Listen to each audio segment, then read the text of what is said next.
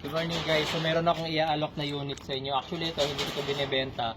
Pero yung kung may-ari kasi is kaibigan ko and dito rin nakatira sa lugar namin. So hindi ko na siya bibilhin, hindi ko na siya buy and sell. Idedirekta ko na kayo at kayo na mismo yung tawag dito.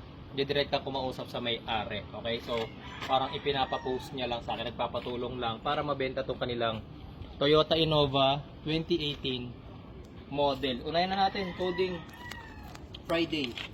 Unahin ng kanyang coding ha. Tapos this is 2018 model pa. Ito muna yung mileage. Kaya sa kabila pa. Kaya nga pala guys, this is manual transmission. Ayan ha. Ito mileage niya. Ayan. 112,863. Yung infotainment, ayan, makikita ninyo, intact. Original yan guys, kahit medyo mataas yan para sa iba, pero original mileage yan.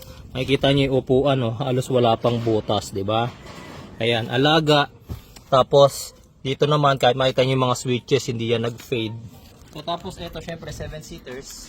Nga pala, yung mga gulong niya, syempre, 112 na to, hindi na to yung original niyang gulong. Pero, makakapal pa eh. Mga nasa 75% tread light pa siguro to. Arrivo. Tapos nakamags na rin kasi nga, ano to, Innova E, guys. Innova J yung naka steel rims. Ayan.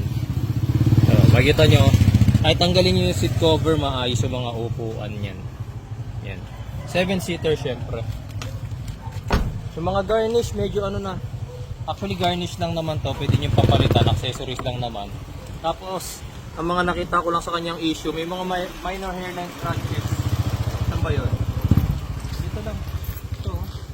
Alas di nga makita eh. Ayan o. Ayan, taka ito. Ayan.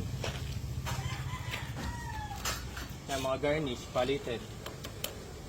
Garnishes lang naman, minor issue. Saka sila yung mismong direct first owner. Mga interested, dito lang kami sa Tandang Sora, Quezon City. Ang asking price nila rito is 698,000. Negotiable upon viewing po yun mga bossing ha. Negotiable upon viewing. Pwede kayo magdala ng kahit sinong mekaniko na gusto ninyo. So sa mga gustong mag-viewing, contact na lang kayo sa cellphone number or mag-PM po sa ating page. Okay?